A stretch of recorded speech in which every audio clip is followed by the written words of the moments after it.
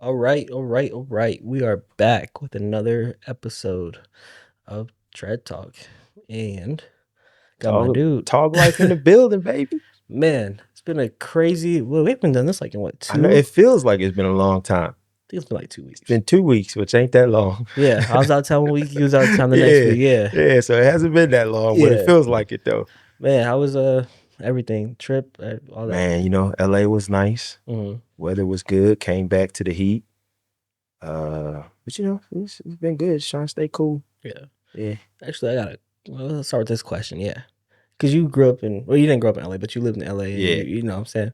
Do you feel like the market out there, because I found that I think is better, Yeah. but cost of living is the only thing, but there's obviously more opportunity, more stuff, but then when you try to hustle and freelance, the quality of your lifestyle and Yeah. your work, it don't add up sometimes. Yeah. The biggest issue that I had when I was in LA is just you can only do so much in a day Mhm. because travel.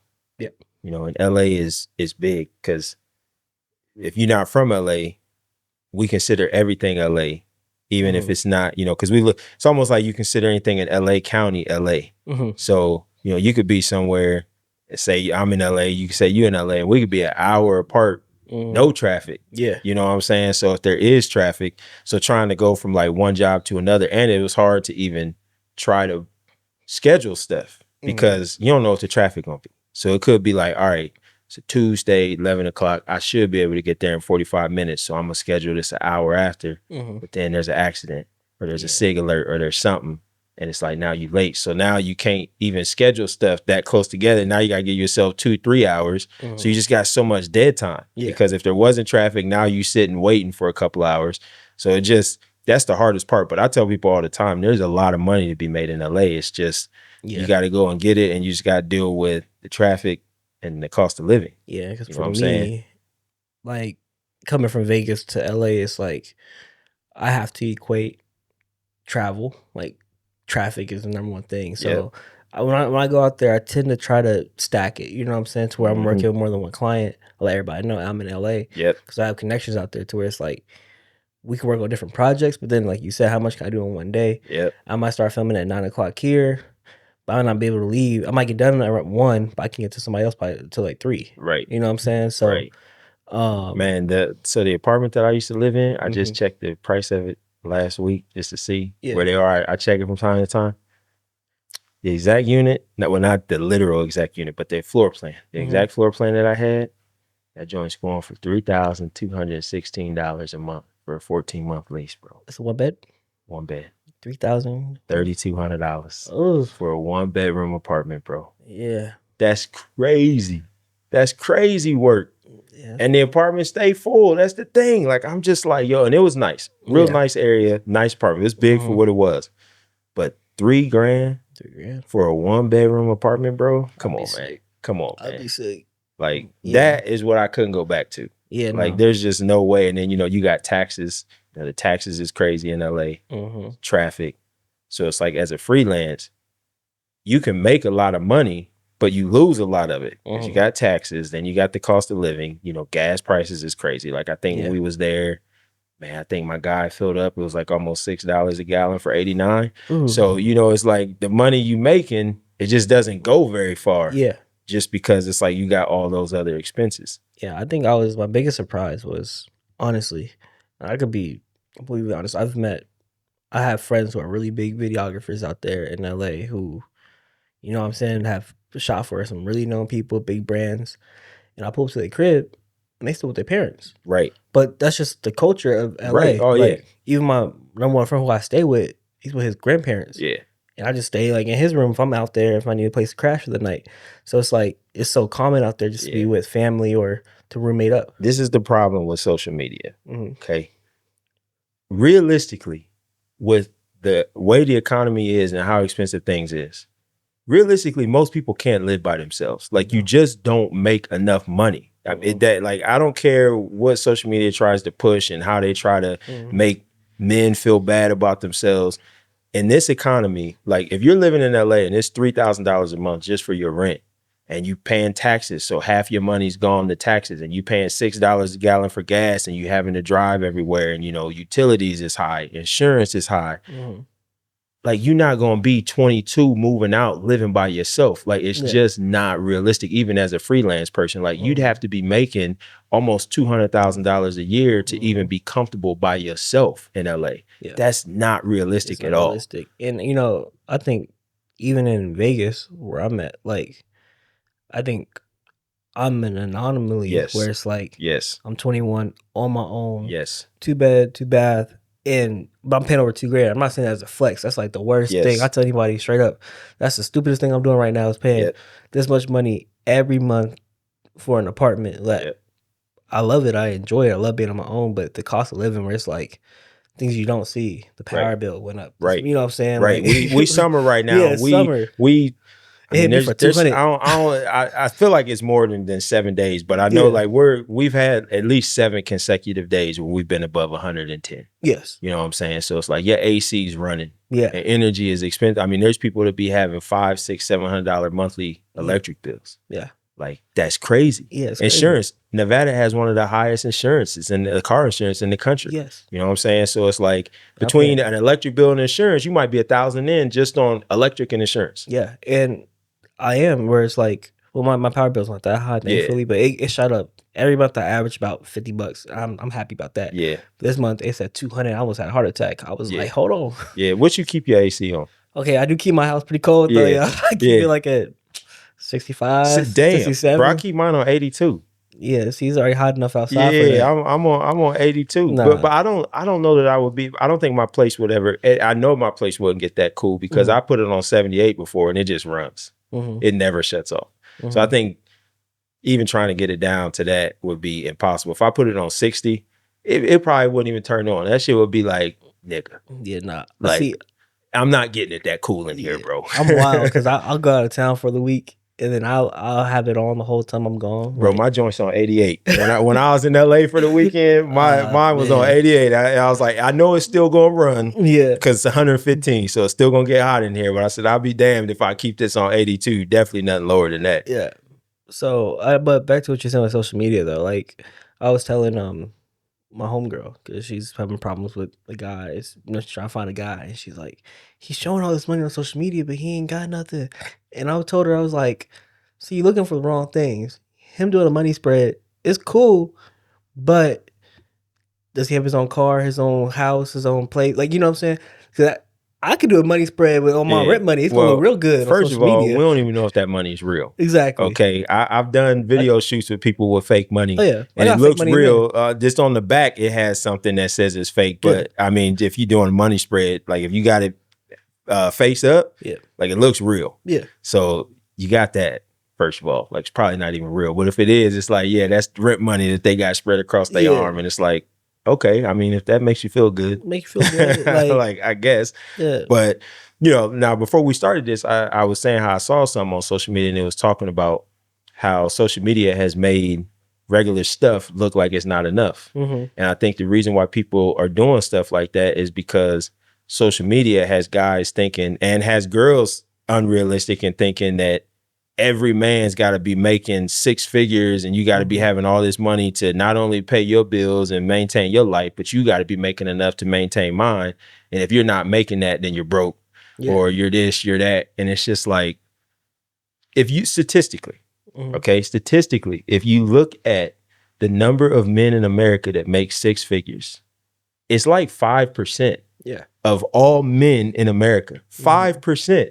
And I think there's like 4 billion people in America, 2 billion. I think there's like 8 billion in the world. So maybe it's like 1 billion or 2 billion people in America. I don't know how many are men. Yeah. Let's say 1 billion. Let's say you got 1 billion men in America. Yeah. Only 5% of those men make 6 figures a year. That's crazy. So when you live somewhere like here in LA, where it's like realistically, if you live by yourself, you easily are paying at least $3 or $4 grand a month total just in all of your expenses. Yes. So I mean, $4 grand a month, 12. So I mean, that's 50 grand a month just in expenses. That's not including, federal taxes you got to take into account, all this type of stuff. So it's just like social media has made people think that just having a regular, you make $60,000 a year, that's decent. Yeah. Like that's there's nothing wrong with that. But social media got people thinking like you broke and you don't got nothing. And it's just, that's the problem. That's the world we live in. And that's the problem, where it's like just living a normal life that's totally fine and okay. Pre-social media, nobody would have looked at a dude that was making $6K and been like, you're a loser. Yeah. And I hate when it's like people who aren't living it themselves. Yes. Trying to tell people who are living within their means and pretty standard, where it's like, oh, you gotta do more. We gotta, you're not living how you need to be living. You know what I'm saying? I've had that where I was like, okay, like I'm very simple, y'all. Like I don't. Likewise. I went to the car dealership like 2 weeks ago, and I literally was like, I saw the numbers of everything, nice car. I was gonna trade mine in, all this stuff, and I was like, I don't want a car note. Right. I straight up was like, never mind. I walked out. The dude was mad confused. I was like, my car's paid off. Right. Life is simple. Right. My bills are trying to keep them low. Like, I'm okay with that. I could go get the fastest car, a V8 something, but I don't want to. So, but here's the problem with that though, okay? Number one, cars is more expensive. The economy that we in, cars is more expensive. So you got that.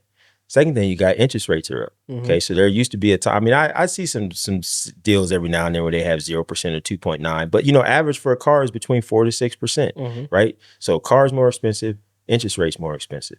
You get a newer car, your registration is going to be more expensive because it's based off of the value of your car. Insurance is probably going to be more expensive because it's it's a newer car.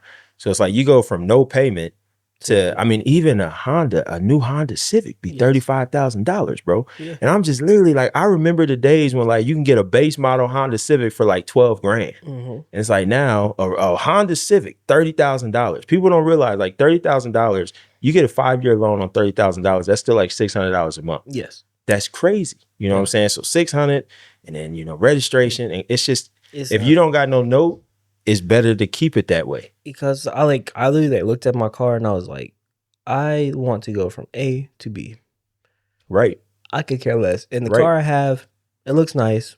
It's not a little bucket, if it is, whatever, but it's not a bucket. So I still get that little appeal where it's like, oh, he's driving something cool. Yeah. It blow cold. I'm chilling. Right. Like, you know what I'm saying? You got some AC. Like the wheels turn. Yeah, like I have no problem. You good, bro. Yeah, my car is about 13 years old. Right. And I think what I say for me is like I feel the most free because I don't conduct my life to get approval from anybody else. And I think there's so many people that they do stuff because they want to be accepted on social media. They want to be accepted in the city that they live in. And they do things that they go above their means, or, they feel like a failure because of this, and this. And it's like, at the end of the day, I don't care what anybody else think. Like we do this podcast and there be people that, something go viral and people be commenting. I always find that funny because I'm like, you're commenting, I'm never going to see it. Yeah. So like the person that you're ragging on is never going to know that you existed because I'm never going to see it, because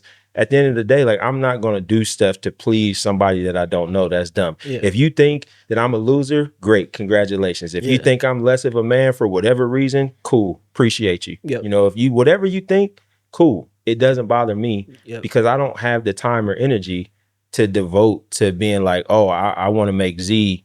I want him to accept me. Yeah. So he feel like I should have this. So let me do it so that he'll accept me. Yeah. That's crazy. Yeah, that's crazy. I think, honestly, I've just now got it into I've always never cared, but now I'm more openly not caring about stuff. Like I think I posted something where I was like buying Pokemon cards. Somebody was like, you buy that stuff? Like, and I was like, yeah, I think it's kind of cool. You know what I'm saying? And I'm over here playing country music.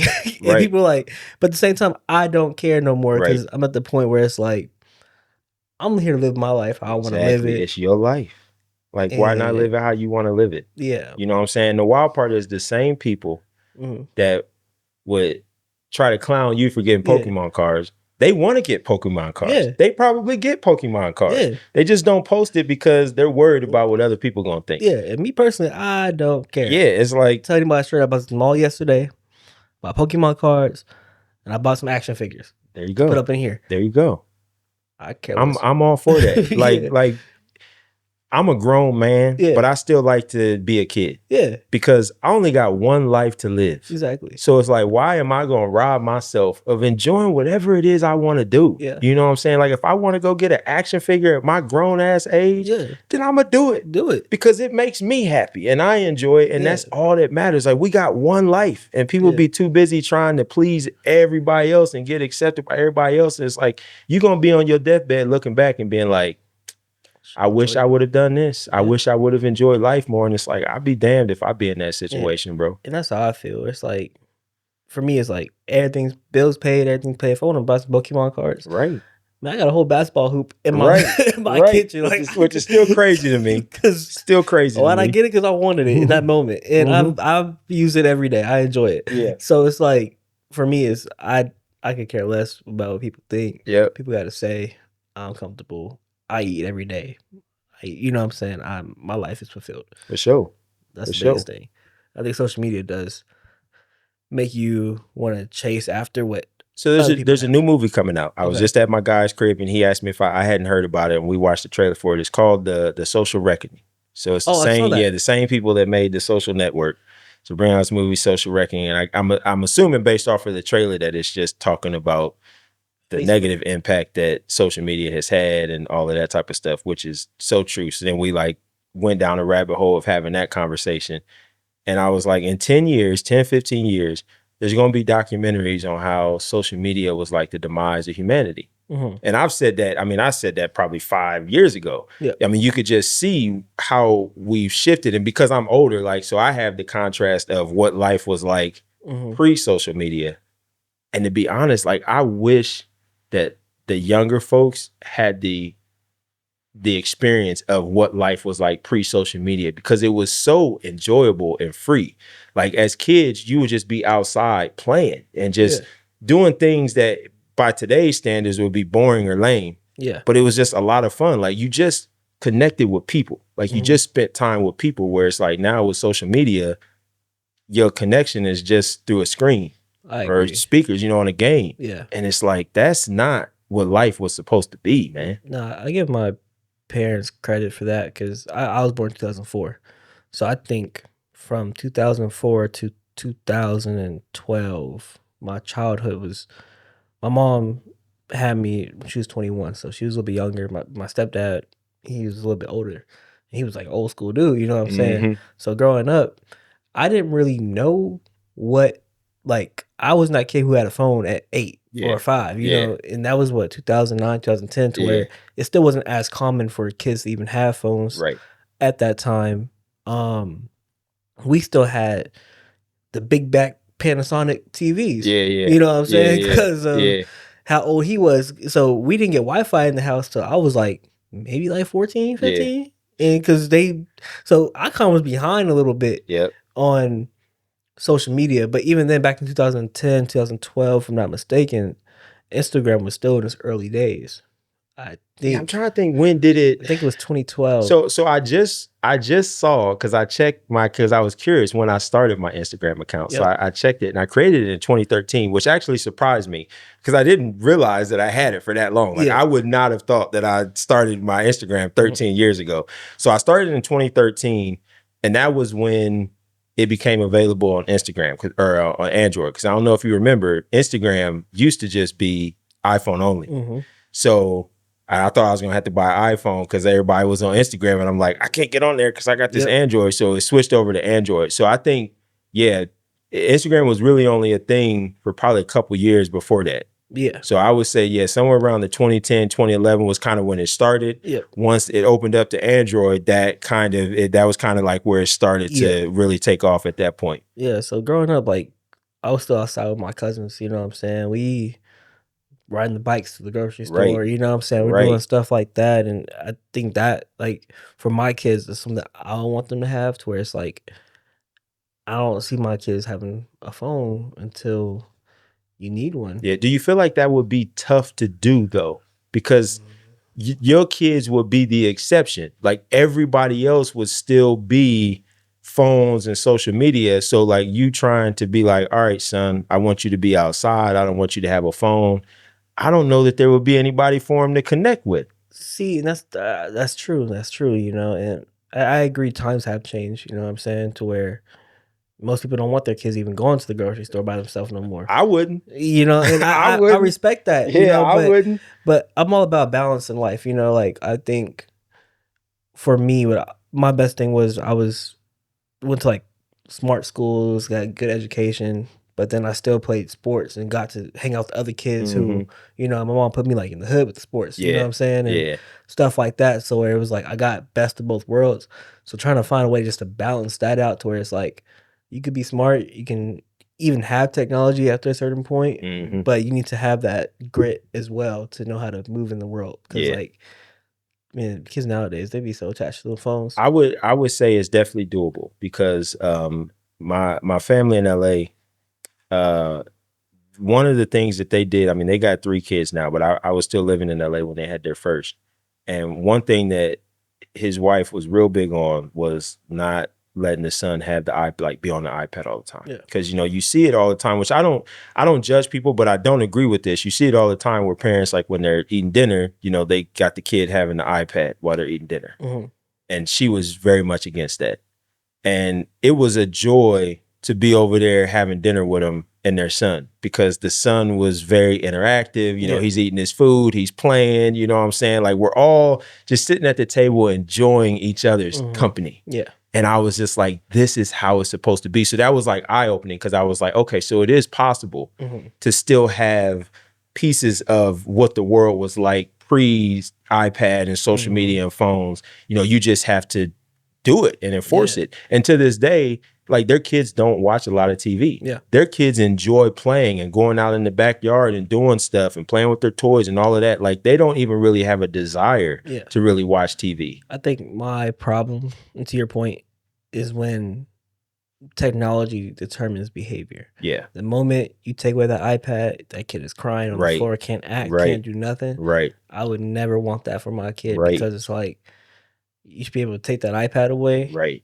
And you can go find something else, go play with some Legos or some blocks. I don't know. But like they're on temper tantrums and or the ones who start acting crazy, and then the solution is, okay, I'll give you give your iPad. And it's like, nah, I want my kids to be well versed where it's like they know how to act. Cause like I was the type of kid where I was chilling. Like my mom took me everywhere. I didn't have to have an iPad in front of my face.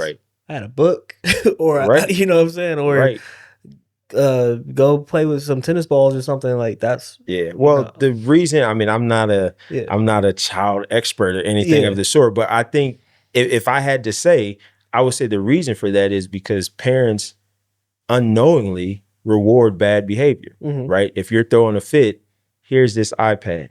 You know, if you're not doing what I'm telling you to do, here's this iPad. So they're rewarding, like, okay, if I act up, mom will give me the iPad. So if I'm not getting what I want, I'll just throw a tantrum, and then I'll get something in return for throwing a tantrum.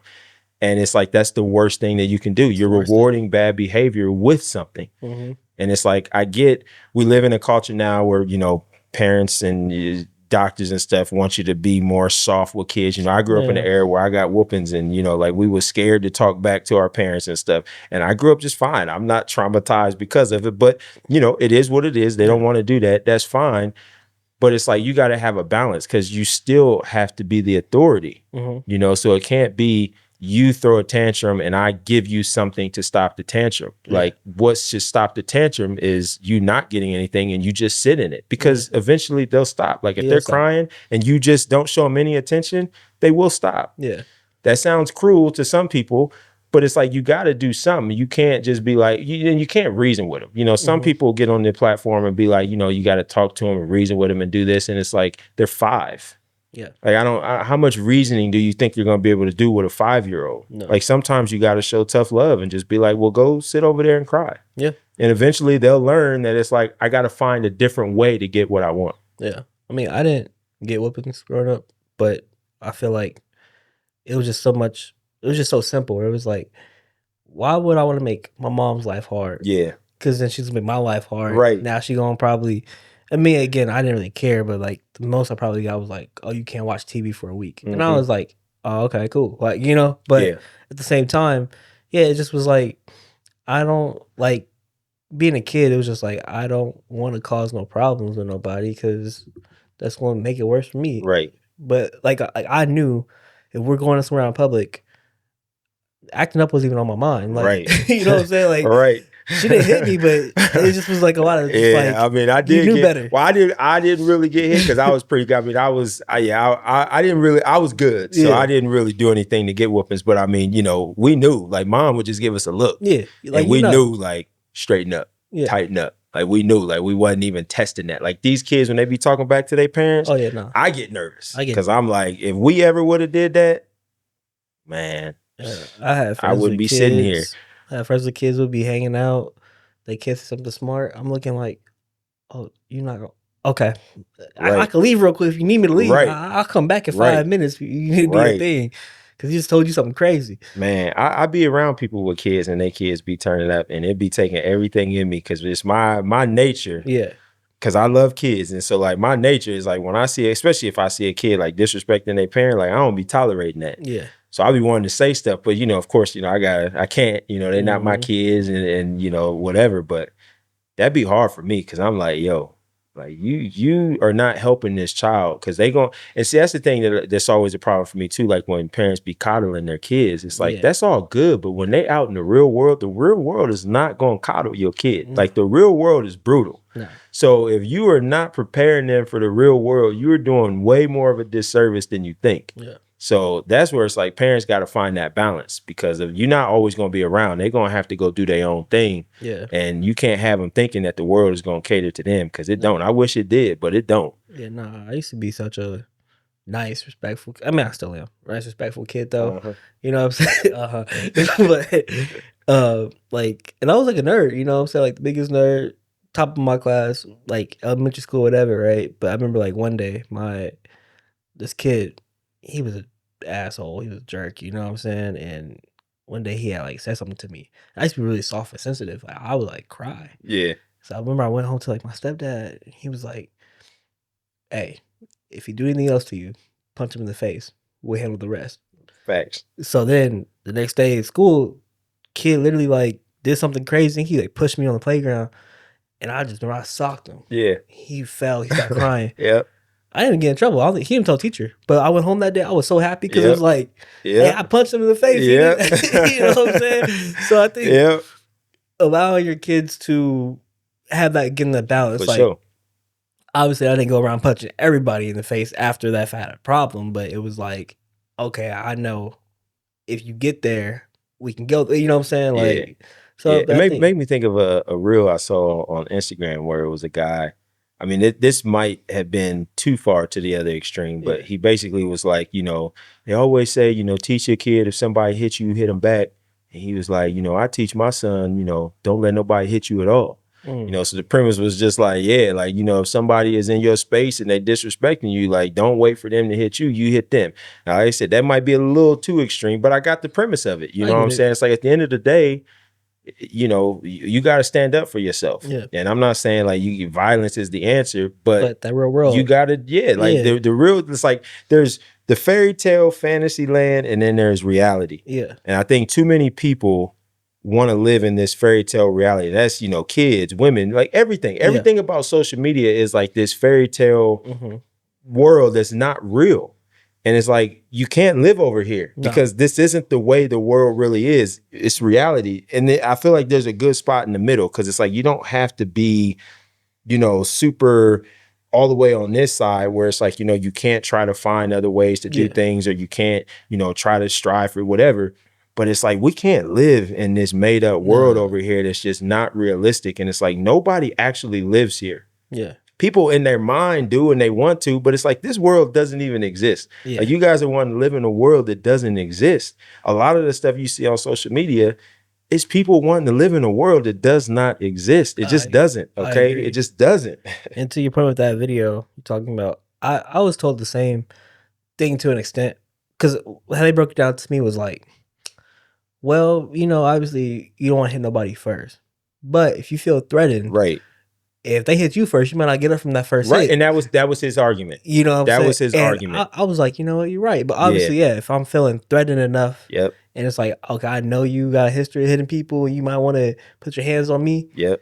I might have to just, settle it Yep, first. that was his exact argument, was that you may not get the chance to hit back. Yeah. So don't leave yourself in that position to where that one hit could take you out. But again, there's balance. And I was like, yeah, I mean, that's solid. valid. You know what I'm saying? But you got, you got to control it. Yeah, you got to be able to judge, like, is this a situation where I should punch this dude? Yeah. Or can I try to, de-escalate? You know, that's what you gotta figure out. Which, that's even think about that, not to keep ragging on social media and stuff, but social media, these women think that as men, we're supposed to just, if a guy look at him wrong, or we're supposed to, get physical. Nah. And I'm just like, people can feel how they want, but I'm just thinking, like, why would you want to be like, so you would want to be with somebody that would do that and then go to jail? Because that's what's going to happen. Okay. See, that's the fairy tale world where people think that you can just hit somebody and there's not going to be any repercussions. Yeah. Like, you literally hit somebody just because they looked at you funny. It's assault. You're going to jail. So it's like, you want your man to go to jail. That's extreme insecurity for the women who want that and the guys who are like that, where it's like, if you look at my girl wrong, I'm pressing you. Because to me, my biggest thing is like, if we are together, you're my girl, I'm your man. If anything, only thing's gonna get me mad is your response. Correct. So if dude looks at you funny and you give him eyes back and forth and y'all, flirting, whatever, I'm looking at you. I could care less about him. I'm not gonna put my hands on him. I'm not gonna put my hands on her either. But I'm just saying, like, my frustration is gonna be with you. Now, if a dude come over and do something to you, and okay, I'll step in. But again, you want me to kill this dude? I don't want to do that. Right. Like, and that's where I think sometimes, I don't know if women really think it through. Because at the end of the day, like, as men, we're gonna protect our women. Of course. If you are a man, how you should be. Like, absolutely, clearly, if a man puts his hands on my girl, there's gonna be a problem. If a man invades her space, it's gonna be a problem. You know what I'm saying? And I have no issues doing whatever I got to do to mitigate that situation. Of course. But, if we just walking by, a guy look at you or something, call you a bitch, whatever. Yeah. It's like, you want me to break, you want me to just hit this guy and go to jail. Yeah, for what? Like, so we're that sensitive. Yeah. You know what I'm saying? We're that sensitive where, somebody across the street calls you a bitch and you want me to go fight him and go to jail. Respectfully, that's not the type of woman for me. You know what I'm saying? I'm not going to judge on, if that's the type of guy you want, great, that works for you. That doesn't make sense for me, because I can literally throw my whole life away because somebody called you a bitch across the street and I went off and punched him or shot him or something. Yeah. Now my whole life is destroyed. How does that help you? Yeah. And I think same for the guys who are like that, though, where it's like, oh, don't look at my girl. Because I've had friends, like, honestly, I've had friends where I've cut them off because if we're homies, right? You have your girl and we're homies, we're hanging out, and I'm the type of person where I'm just cool with everybody. If I'm pouring drinks, hey, you want a drink? Your girl want a drink? I've had homies be like, don't offer my girl no drink. That's weird. Don't talk to her. I'm like, first of all, you think I would do you like that, bro? Like, you think, like, I don't care. I promise you I don't, but I think it's also weird because it's like, oh, you don't want her to talk to no dudes, even your own people. It's weird. It's insecure. Yeah, it's definitely, like, there's no other way to explain that. You know what I'm saying? Insecure. Because, like, if you, and I say this loosely, but, if you got your girl locked down, like, you don't have to, like, even if it's not your boy, like, you're not worried about a dude talking. Further, and it, guys can be whatever girls they want, but the girls that I'm gonna have on my arm, I'm expecting niggas to be looking at. Exactly. Like, my girl bad. Like, of course, niggas is gonna be looking at my girl. Like, that's gonna come with who I'm with. You know what I'm saying? Like, you can't want to be, as they say, like, don't be with a baddie if you can't handle what comes with a baddie. Now, I hate the term baddie. I'm mad I even just said that right now, because I can't stand that term. But it just an easy way to say it. Like, don't be with somebody that's attractive and then be insecure about people looking at her. Of course, dudes is gonna look at her because she bad. Yeah. And I like that. Like, hey, every time I go out, my chick always get a little bad. To your point, how she handles that is more important than anything. Yes. You know what I'm saying? Like, my girl know, like, okay, people gonna be looking at me, but I'm not entertaining anything. And that's how it should be. You know what I'm saying? So it goes both ways. Like, it can't be up to, the girl's not doing her part. And she, I remember, you remember Iggy Azalea? Yep. So I remember I watched a interview with T.I. And he was talking about how like they fell out and stuff like that. And it stuck with me because I was like, this is so true. He basically, in more words, was like, it got to a point where, you know, I was taking bullets for her. But when it got to the point where she was doing things to essentially have bullets coming her way, it got to a point where it's like, I didn't want to stand in front of that anymore because now it's like you're creating what I'm having to deal with. And it's like, I don't have a problem protecting you, but it's like you're protecting your girl, but then she's doing things that's causing problems that now you got to go and handle. And it's like, we got to work together. Like if you are doing your part and I got to protect you, I have no problem with that. But I'm not going to protect you because you was at the club and you start going off on some dude, calling him this, getting in his face, all this, and now you got a problem. Now I got to come out and you want me to deal with that situation that you essentially provoked. It's like, we got to work together. You know what I'm saying? I remember a girl I dated back in high school. She was known for just causing problems, but my stupid self trying to be Captain Saver, you know, you know what I'm saying? And so I realized that exact thing where it's like, yo, I can't keep trying to defend you or stand up for you, and you are over here hanging around these dudes. Now I'm probably the easiest person you could cheat on because I'm like very secure in myself and in my partner. If you're my partner, so it's like for me, if you think you can find better, go find it. I promise you, it probably won't be. But go ahead, go find it. Because again, I'm looking at how you respond. I care less about what's out in the world. So I don't know. I just remember like everybody was telling me like, oh, yo, she was doing this stuff. Like she was all up on this dude, and like you over here trying to, you know, crash out. I'm like, dang, I look goofy. You could end up looking goofy.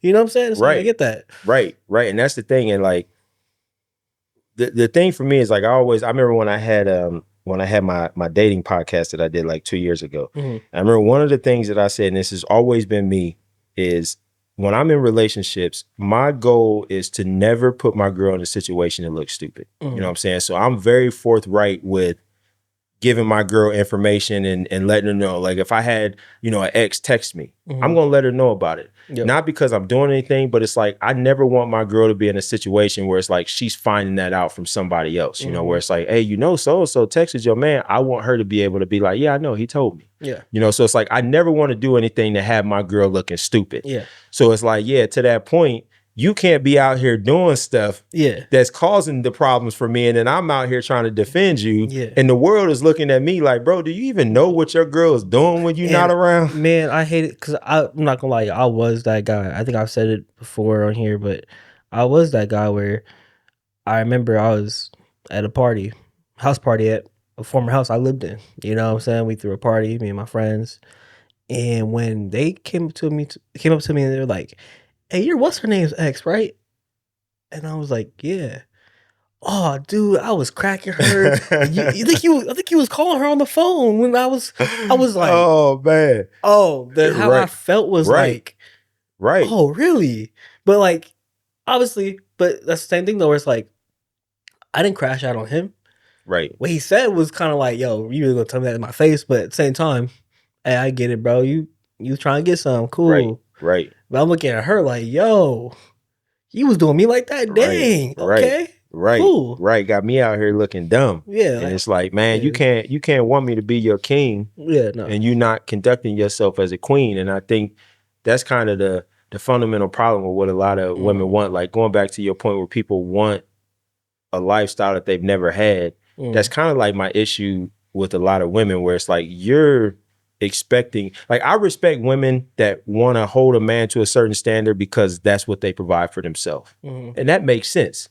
You know what I'm saying? Like you have your own place. So it wouldn't be crazy for you to be like, I want my girl to have her own place because I want somebody that's in my life that can at least match what I'm doing. That makes all the sense in the world. As a female, I can see that where it's like, well, if I'm able to provide this for me, like it would be different if we was together and you fell on hard times and you got to build yourself back up. But like if we don't even know each other, if I'm here, I at least want somebody to be here. Otherwise, like, what am I doing? So I'm cool with that. But most of the women that want stuff is like, you've never had it. You've never had a man providing it for you. You've never provided it for yourself. social media has just told you that this is what men should be doing. So this is what you want. And that goes back to you living in a fairy tale world because you've never had it. You've never had a man provide it, but you won't talk to a man that can't give you that. And I think what a lot of them don't realize, right, is that, like you said, I have my own place, make my own money, yada, yada. Of course, right now, the girl I'm talking to, she has her own place, her own car. She works every day. Now, in the future, when I'm like, oh yeah, I want to boss up even more, and I'm make sure that she even got to work because it's about the knowing of I know you can, right? But if I'm saying I don't want you to now, I want to take care of you, provide for you, I'm going to do that because at least I know if something were to happen, you know how to go out there and get it on your own. You're not going to sit over here like, oh, what do we do? That is such a valid point. And to that, the thing with that girl is that she's going to help you elevate. Yeah. And that's really the difference, right? Like if women understood this. So pause, let me digress for a second because I saw this and I didn't realize that this was an issue because on one of our earlier podcasts, I used the term female. And the reason why I use the term female is because if I'm referring to like girls and women, like I don't consider a 15-year-old a woman. Yeah. So if I'm referring to both, I say females. I learned shortly after we did that podcast that apparently women don't like to be referred to as females because they say that's degrading. Wow. I did not know that. So I just thought of it. So I was like, let me share that information with you because I was completely oblivious. I did not realize that female was a derogatory way of saying woman. That's so crazy. I've been, I've made a point to be like, okay, let me not say female. But the thing is it's like if you have a woman that has her own stuff, you guys come together naturally as men. We're like, look, like I want to provide for you. And we have no problem providing with somebody that can provide for themselves. That's the main problem. Like when women are acting like men don't want to provide, it's like they don't want to provide for someone that can't do it on their own. Someone that can do it on their own, we have no problem because it's like, I always related it to, my old job. I had a boss. I had two bosses. One boss would want you to do something and then you would do it, send it to that person, and then they would kind of take credit for it. Yeah. Then you had the other boss that would ask you to do something and they would just take what you send. Let's say you send someone an email, they would just forward your email. It never had to come from them. It was just kind of like they didn't care about anyone knowing that, because they were busy or whatever. Yeah. You had no problem doing it for that second boss because you knew if they're asking you to do it, it's because they're busy, they don't have time, whatever it is, they would do it themselves if they could, but for whatever reason they can't. You had no problem doing it for them. But the first boss, you're just like, I don't want to keep doing this, and then you're taking credit. Yeah. You know what I'm saying? So that's how it is with women. It's like if you're that second boss, where it's like, we know you can do it, but I don't want you to do it. I don't want you to do it. I know you could, but I don't want you to do it. Yeah. Most men would have no problem providing the life that all these women want for somebody like that. Yeah. But it's like somebody that's like, if you can't even do this yourself, why would I, like, what am I benefiting from giving you a life that you neither can create for yourself, nor have you had before? Because if you've had it before, then you should have no problem getting it again. And 8 times out of 10, I would say that the ones that can get on their own that you want to provide for, they're not going to take that too kindly, where it's like, they're not going to just be on the couch all day, be like, oh, I ain't doing nothing. They're going to find some other type of hustle or something. Hey, okay, if my man's over here working all day and with the money, and then I want to start a little online business or a little fashion, they're going to try doing a little something because they're not used to not making no money on their own. And they probably not going to be willing to take, here's $200 for, weekend real quick. For, you know what I'm saying? So that's the difference. They're going to be like, I love that you're providing for me, but I don't want to be in a situation to where if you leave, I have nothing. Yeah. And that's that is my definition of an independent woman, where it's like, I will let you provide for me, but I'm not going to put myself in a position where you hold all the power because if you leave, I have nothing. And I support that 100%, where I'm like, I want you to have your own, do your own thing. And if I can cover to where you ain't got to pay rent no more and I'm paying rent, cool. And type of girls I deal with, it's like, we can move in together and they'll still be like, oh, I'm working, so here's $500. Because they used to paying $1,500 for their spot. So to them, $500 Or even if it's like, because you're covering everything when we go out to eat, I got it. You know what I'm saying? We go to the movies, I got it. It's like, that's your role. Like, you handle our fun. You're in charge of our fun. I take care of everything else. You know what I'm saying? And it's like, that works. That works. But it's like most women that want that, I respectfully, like, you're not bringing anything. I'm even reluctant to say deserve, because now I'm all like, even though I don't be in the comments, I ain't trying to have people yelling at you. I know, like, I don't want to get in trouble. You know what I'm saying? But it's like, you gotta, that's the fairy tale world where you think you can do absolutely nothing and get everything. Yep. And I think there's this one video I saw, I wanted to hit on real quick. It was a woman recording a man. They had their first date. Bill came. He said, cool, I got you. She wanted to order extra food to take home to her 4 kids and expected him to pay for it, and was like, if you can't pay for my kids' meal right now, that's the type of man I need in my life. And he was like, it's our first date. I enjoy my time with you, but it's not my responsibility right now to be providing for your kids because I barely even know you. Right. And she was recording him trying to embarrass him, and the restaurant, everybody was in the comments was like on his side, where it was he's not expected. First of all, if you going somewhere, y'all at a nice restaurant, I'm assuming your kids don't even eat that. You can pick them up some McDonald's on the way home. Man, you know what I'm saying? Get them some of them frozen chicken nuggets from the grocery store. Trust me, they're gonna be happy. That's what I'm saying. If you give them some extra ketchup, you're winning. Yeah. Okay. So your kids ain't got to eat what you eating, number one. But number two, that man is not required to make sure you have takeout for your. And she was like, well, what if I want to have it to go home for me to eat? And he was like, nah, because it's for your kids. So right. It's not so much for your kids, but the expectation of like, why do I want to deal with that right now? Right. They continue dating you. Here's the delusion. See, here's the delusion, right? Girls are always like, if you can't provide this, I'll find somebody that will or can. And it's like, I live in a very realistic world. People can feel how they feel. The clips can go viral and they can feel how they feel. But realistically, a man, going back to my point earlier, where it's like most men are just not in a position to provide this lifestyle that women are wanting. Most men that could afford to do that and would do it, and under those circumstances, is not looking for you. No. Okay, like a man that's financially well enough to be able to do that is not looking for someone that has 4 kids. No.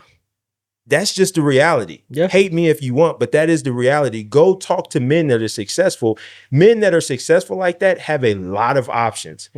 Realistically, why would they want to be with someone that has 4 kids? You know what I'm saying? So it's like, that's where there's the big disconnect with a lot of women, where it's like, what you're wanting, the men you want would not want you. And that's not a negative. I'm not saying it's bad. I'm not saying having kids is bad, but someone that is successful as what they would need to be to give you the life that you want is not looking at somebody with 4 kids. No. They don't want a 30-something-year-old with 4 kids. Trust me, they're going for the 22-year-old, nice body, no kids, that they're going to have a good time with, and is going to be arm candy. Yeah. Because they have those options. They don't have to settle. I agree. You know what I'm saying? So it's like, that's where I'm always just like, do y'all not see the disconnect? Yeah, I do find it, like, when I watched that video and I was going through the comments, and like some women like agree with her, and I thought that was kind of like weird, because I was just like, I don't see how paying for your kids on the first date is a requirement. Because if I go out with the girl and she's like, "Oh, I have a kid at home," oh, that's cool. That's nice. Now, obviously, if you're gonna, as a man, he's pursuing her. He knows she has kids, so I'm assuming that he was prepared in the future to take on that type of responsibility if that's what he chose to do. But first date, you can't be expecting that. He probably wasn't. He probably thought he was. I gave a bit for the doubt. He probably thought he was, because he probably hasn't dated somebody with kids before. And I've dated people with kids, and it is you might think that you can handle it. It's not easy. It's not easy. In multiple realms, it's not easy. So I think men that go for women that have kids, I don't think they know what they're getting into. And I think it's easy in the beginning because you're not, if the woman is doing it the right way, you're not around the kids. So for a good amount of time, you don't have to at all deal with or interact with those kids. So it's easy to be like, oh yeah, I don't have no problem with you having kids, because you never have to deal with it. Once you're in that position to where now you're dealing with the kids, you realize it's a whole completely different ballgame, because you got kids that they're not yours. So that's a whole difficult thing to navigate. And then it's a whole different thing on whether the father is in the picture or not. If they are, that's not easy to navigate, because naturally you're always going to be like, I don't care what you say, how you feel about your baby dad. Like, feelings don't die completely unless somebody does something really bad. You know, like there's always that connection there where it's like, no matter what, this is going to be a man that potentially will always be in your life. You know what I'm saying? Like, you can't, you can't cut this man out of your life completely because you got kids with him. So he's always going to have that lifeline to you. And that's hard to deal with, especially if they have a good relationship, because that means they're talking, they're texting, they're meeting up to kid things, like they're around each other. That is not easy to deal with. I've had I don't care if it gets clipped or if she sees this, but I had an ex who, you know, she left me. Then she ended up getting pregnant, had the kid. And then towards like that last month of pregnancy, and then her having the kid, she's on my line like, hey, I miss you. Now mind you, when we were together, I wasn't where I'm at now. I was still figuring it out, still good, paying, providing for stuff, but like where I'm at now is just a really good, stable spot. And so like she's texting me like, yeah, I've always missed you. I have a kid now, a daughter, and I'm like, I don't think we can ever get back together because you have a baby daddy, number one, and you got your own issues with that. Number two, I don't know how I feel about you leaving and coming back with a kid. Number three, you're looking for security. And I told her, I was like, you don't want me. You want stability. Because right now you staying with your mom. With this baby. It's not ideal. Baby daddy ain't doing nothing. You're looking for stability. You're looking for the man you think that's going to come in to take care of both of y'all and provide for both of y'all. And you may think I have X, Y, and Z. You're going to get those benefits. And honestly, it's like, no. So I can only imagine with the kid. Like, nah. It's not so much the kid. It's more so just the whole everything. It's everything that comes with it. And, you know, when I see stuff where, you know, men are like, you know, don't date women with kids because, you know, they list all these reasons. Honestly, I can understand them. I'm always like, I understand where, you know, I have dated girls with kids. I've dated girls with no kids. So I've been on both sides of it. And every time I see those, I'm like, I can understand why they feel that way. Because dating a woman with kids, it adds a level of stuff that you have to deal with that's not easy to deal with. And a lot of men are just not cut out to be able to deal with it. A lot of women, honestly, are not cut out to really do what it takes to make that work. Because even though like that's your kid's father, you're in a relationship. So you still got to maintain certain boundaries. Like you got to make sure that the person that you're with never has to question if anything is going on. Because we all know, like, if you are down, the first person that you be going back to is somebody that you got history with. Especially women, because that's, you know, they don't feel as bad about that. Like if I go, you know, go hook up with my ex, they always say we was already together. So I don't feel like I don't feel bad. It's not an extra body. Right. You know what I'm saying? Right. It doesn't add to the count. So like on both sides, like there's a lot that you have to do to make that work. And it's not easy at all, especially again, if like the father is in the picture, you know, if they're not in the picture, it's easier because there's really no communication. But if they're there, which is ideally, that's what you want. You know what I'm saying? It's guys they're not ready for that. I mean, I think I could, not my choice, but I would actually prefer if the father is present opposed to not. Because I could deal with another dude, he's respectful and I'm respectful, and we have this mutual understanding, like, hey, here's the thing, you know what I'm saying? I'm not gonna step on your toes, do your thing. I'm gonna protect your kid like it's my own. But then it's the disrespectful ones where it's like, bro. Because I've had that too, where I remember this girl, man. Oh my God. I was talking to this girl. She was probably I was like 19. She was like 27. She had like a 3 or 4-year-old. And, we did our thing, and she's at my crib, and, her kid's being babysat by the grandma or whatever. So she's laying there, she's like, "So if we're gonna be together, just want you to know, my baby daddy, he beat me." And, I was wondering if you was gonna, like, if you saw that, would you protect me? And I said, "No." Because I was like, well, I was like, "Hold on now," because she showed me pictures. I was like, "You see what he did to your face?" Yeah. I Yeah. I'm good. Yeah. But then she told me more. She was like, "Yeah, he's 6 foot, like, 3, 200 some pounds." Like, I'm like, "Yeah, nah, see, because mess with me, Yeah. he gonna just be gone Right. because I ain't fighting that. Right. I'm not about to defend you for that." Right. But she had such a toxic baby daddy to her. It was like, I don't want to deal with none of that in my life Yeah. personally Yeah. either. Yeah. Yeah. So that's a wild story because the first girl that I ever lived with, the first gun that I ever bought, the reason why I bought this gun, Mhm.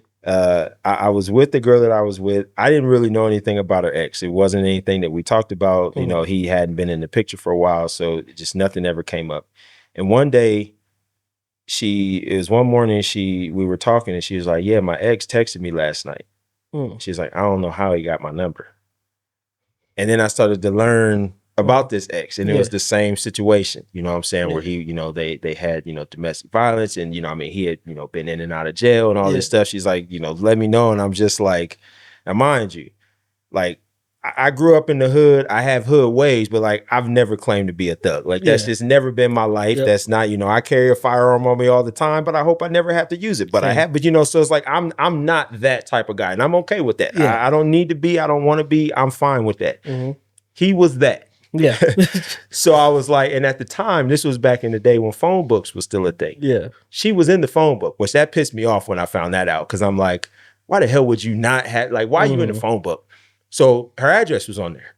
So I'm like, damn. So like now he's hitting you up. We don't know how he got your number. I don't remember what the text was, but I'm like, so he can find out where you live at. He has this history, all this type of stuff. And I'm like, you gotta be kidding me.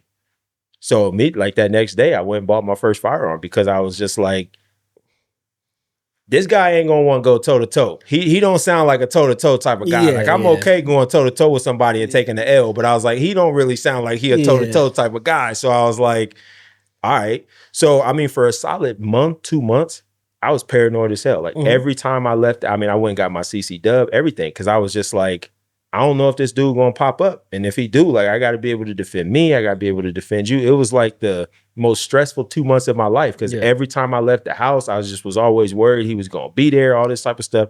Thankfully, nothing worked out. Yeah.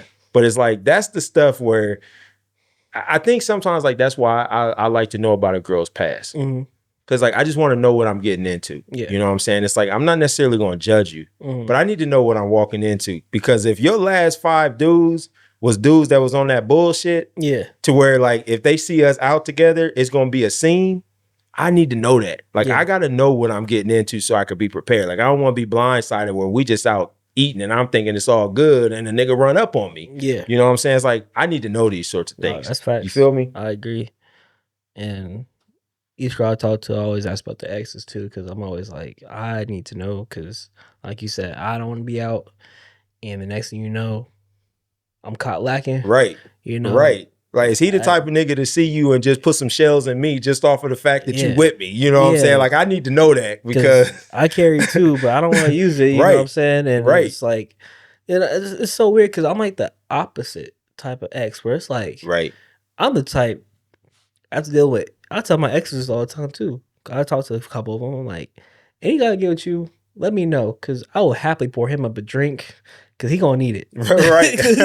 Like I'm the opposite. I'm the most chill. I don't want no smoke. Like you ain't gotta worry about me. If I see y'all in public, hey, y'all doing good? Yep. Hey, bro, she pissed you off yet? I know. Yep.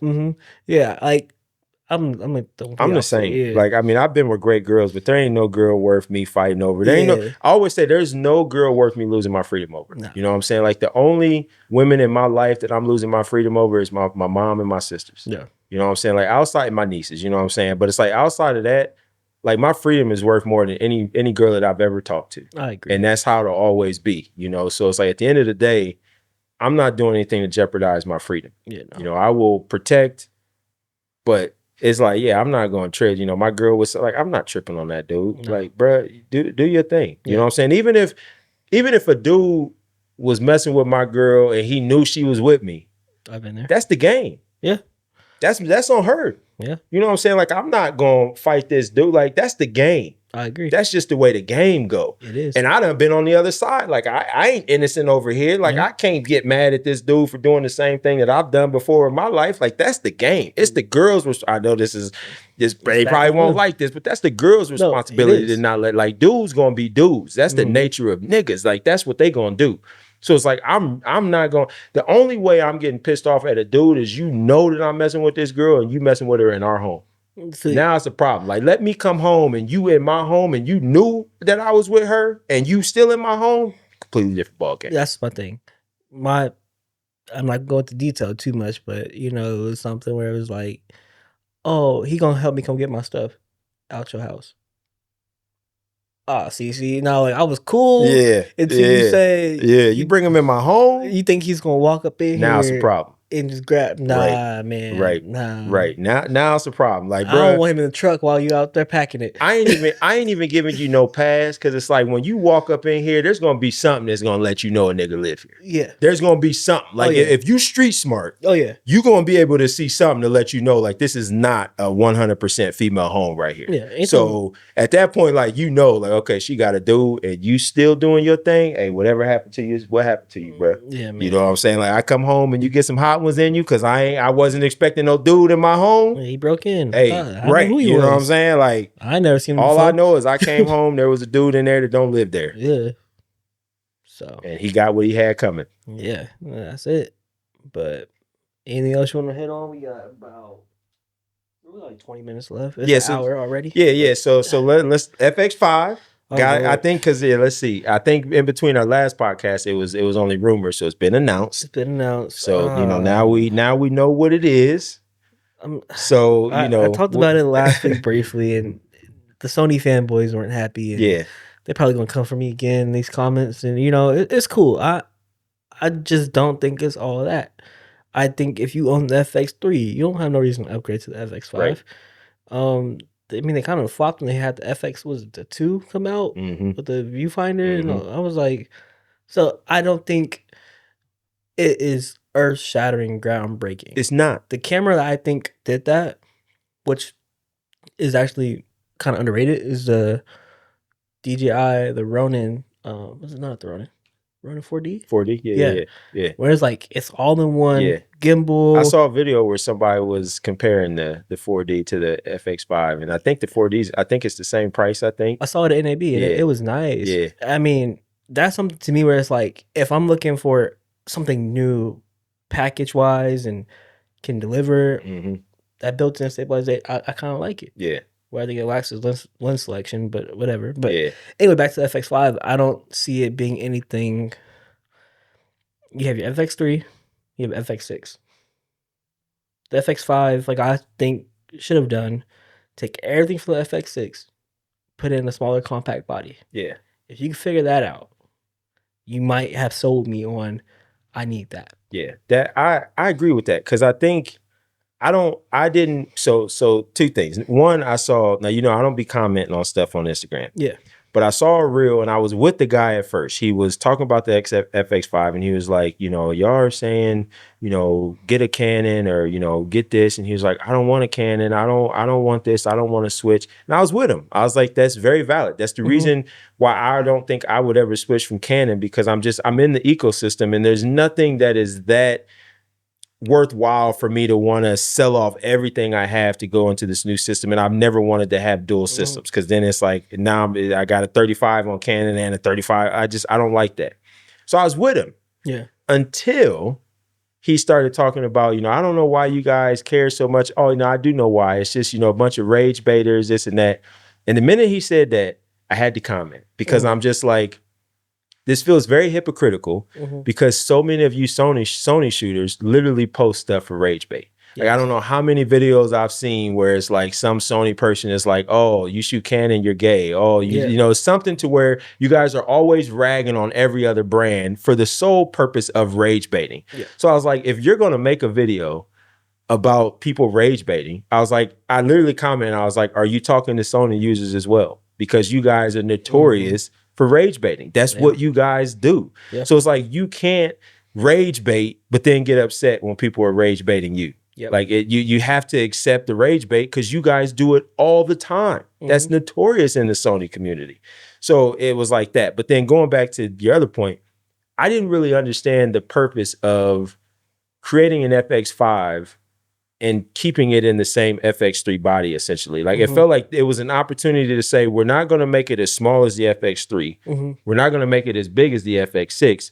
We've got room to make it something in between. You know, box camera, think Red, right? They could have made it, you know, like a little smaller version of like that style of camera, especially because you're marketing it to cinema, right? You can't, there's no photo mode. Like, you marketing as a cinema camera, so size is irrelevant. Size means absolutely nothing in the cinema world. So it's like, what was the point of keeping it that compact and pushing cinema when you could have made it as big as you wanted and it would have been fine? I think it's just funny how they're selling the viewfinder separately. Right. And it's like, you could, if you're in the Sony ecosystem, you could go to an A7 IV or something. Right. If that's the case, you know, because I don't know. But to your point, I do agree, like, how compact it is. It's like, for what? Because they had the perfect opportunity to drop the best cinema line, like equivalent to like what the Blackmagic 6K is like there. Even that size. You know what I'm saying? Make it a little bigger and give people internal NDs. You know how many people I've seen on the forums that are like, I'm not buying it because it doesn't have internal NDs. So it's like, that's what I said. All you had to do was make it a little bit bigger. Somebody said buy and you could have put some internal NDs in. And I agree. You could buy a filter. I have filters. Yeah. You know, but it's like, the internal part is just so much. It's just easy, right? It's easy. So like, sometimes it's not about, and this is what irritates me. And I know, like, I always talk about, you know, OpenGate, and it's like, there's nothing you can do with OpenGate that you couldn't have already done, minus, you know, just squeezing anamorphic. And that's true. But it's like, it always irritates me when people say stuff like that. It's like, well, just go buy filters. And it's like, well, I can do that.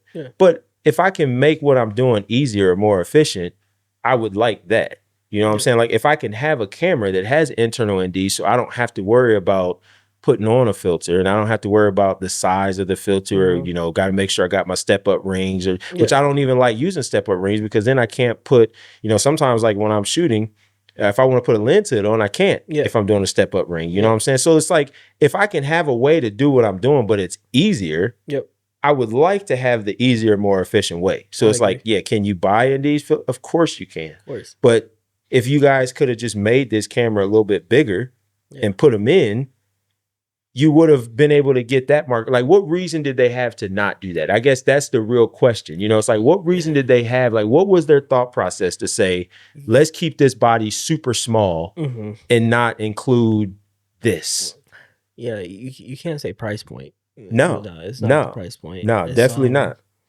So that, like, those are the things where it's like, it just doesn't make sense. And that's where it's like, I don't know how anyone can argue that this isn't essentially an FX3 Mark II. Like, I don't know how anybody can argue that that's not what it is. I agree. Because it's literally the same form factor of a camera.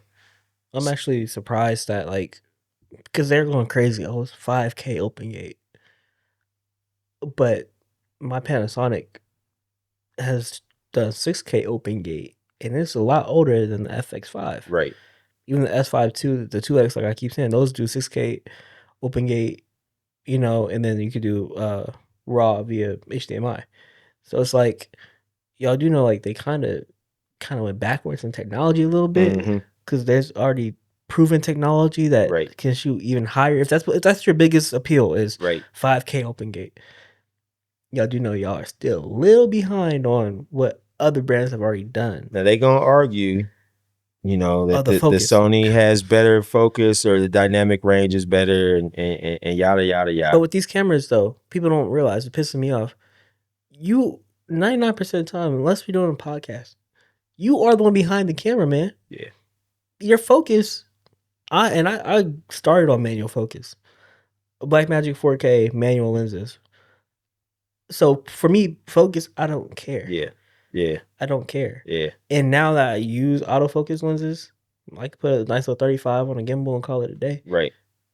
I don't think it's that much of a difference. You know, so My biggest gripe, and I say that loosely because it's like at the end of the day, y'all can like whatever the hell you like. Yeah. Buy whatever you want to buy. It has no impact on me whatsoever.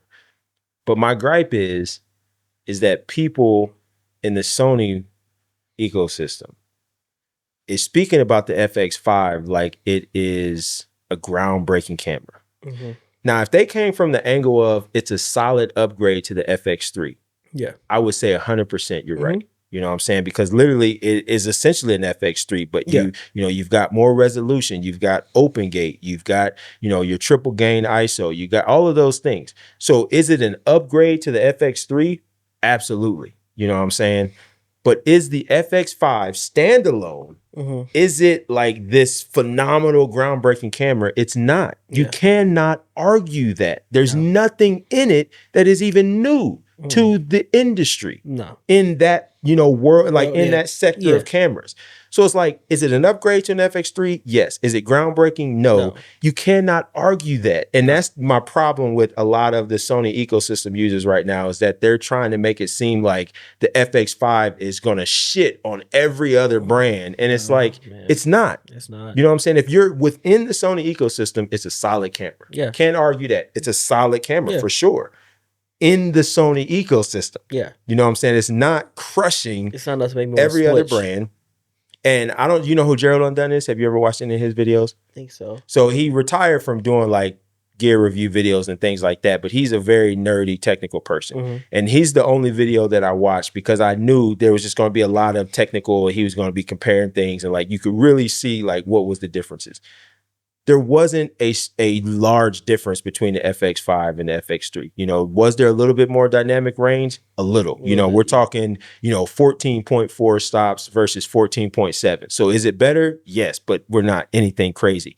You know, was the noise better? Slightly. You know, so it's like, it's better than the FX3, but it's not like it's light years better. And even that is kind of what a lot of Sony people are making it seem like. The FX5 is so much better than the FX3. And it's like, go watch that video. You will see, like, he has proven it's better technically, but it isn't light years better to the point where it's like, if you got an FX3, you have to upgrade because it's so much better. And I agree. And that's really the end of that debate. And they're gonna be in the comments again saying this and that and whatever. But I mean, if you argue against that, it's literally just because you are a fanboy. You like you can, if you were a reasonable person at all, you cannot look at what's out there and be able to say anything different than what we're saying. I don't want people to think I'm hating on Sony because I'm not. Like I said, I shoot Panasonic, said that many times before.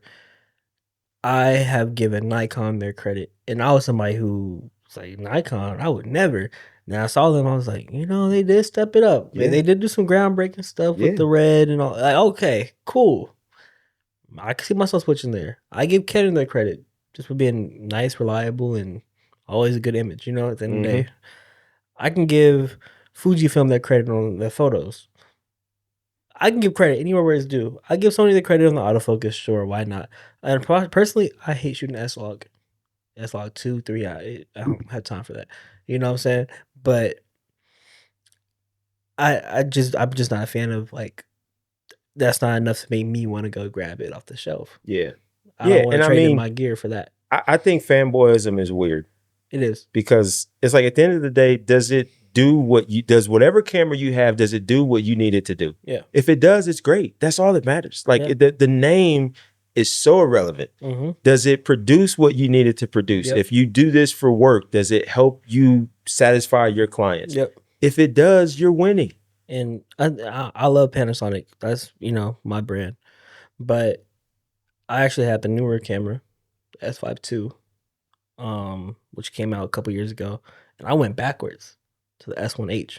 We talked about this, but it's only because I like the way it looks. I like the way it has more cinema features than the other ones do. You know what I'm saying? So it's kind of like, I don't know, you just gotta give credit. You gotta get what works for you. I mean, these days, every brand is good. Yeah. Okay. Like don't come at all try to say that's not. Every brand is good. So, you know, you find what works for you. Like, I'm Canon because That's just the camera that I bought. When I bought my first camera, it was between Canon and Nikon because Sony wasn't big back then. And the only reason that I went with Canon is because I just heard that name more. Yeah. I didn't hear Nikon as much. So because I'm like, I don't know, I went with Canon because I just had heard that name more. So as you build up and you're in the ecosystem, I'm not going to chase specs because, okay, Sony brings this out. Now they're winning. Oh, now Nikon brought this out. Now they're winning. Oh, now Canon brought this out. Oh, now Blackmagic got this. Oh, now you're always chasing. It's like, that doesn't make sense to me. Like if I'm in the ecosystem and it's doing what I needed to do, it doesn't matter if there's something that's better. It doesn't matter if, you know, the autofocus is slightly better. When I shoot, does my autofocus miss? No, then I don't need better autofocus. You know what I'm saying? Like if I'm not in a situation where I'm like, man, the last 3 jobs that I've had, this autofocus has been terrible and it's causing me to miss stuff, then now that's a problem that I got to rectify. Does Canon have something that can rectify it? If not, then it makes sense to look somewhere else. Yeah. I've not been in that situation. Like even if you do test and Sony is better than the Canon autofocus, it doesn't matter to me because I have not experienced where my cameras have not been up to par with what I need them to do. I agree. You know what I'm saying? So it's like, that's where the fanboyism is weird because like, why are you showing loyalty to a brand that doesn't really care about you? No. You know what I'm saying? Like the brand is in business to make money and do what they feel makes sense to sell cameras. They don't care about you. So why are you so loyal to them? You know what I'm saying? Like just use the cameras that work for whatever situations that you need that camera to perform in. Yeah. So that's kind of my thing. But it's just like Sony people, they just think they're the best. And it's like, that's fine. You could think whatever you want to think. That's cool. But it's just weird to me to shit on somebody else. That just seems very insecure. I agree. You know what I'm saying? It's like, if you feel like you're the best, if you are the best, everybody will know that. You don't have to say it. You don't say it. You know what I'm saying? Like anybody that has to say, like if I have to tell you I'm a humble guy, I'm probably not a humble guy. Yeah. You know, because if I was a humble guy, you would just see it in how I interact. If I got to constantly tell you, either I'm not really a humble guy or I'm very insecure. And I don't know if you can tell. So I want to just keep letting you know that I'm humble to try to drill it in your mind. That's Sony. Like if you guys are the best, that's fine. We should be able to see that. You never hear Apple saying we're the best. They just do what they do. And they have a cult following as a result of it. You never see them attacking Samsung ever. Yeah. But Samsung attacks Apple every year. You never see it the other way. Yet Apple is $1 trillion company. Yeah. Samsung is not. Okay, so it's just kind of like, if you're the best, that's enough. People will see it and just let that be. The more you talk, the more we realize you're not as good as you're saying you are. Yeah. Well, with that being said, I think that concludes the episode. Yeah. Yes, sir. All right, man. Well, like, comment, sub.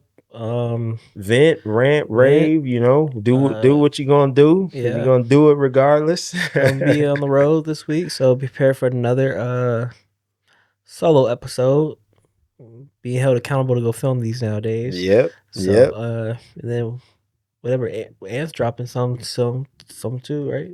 Pretty soon. We're gonna see. We'll see. I say I'm gonna do it.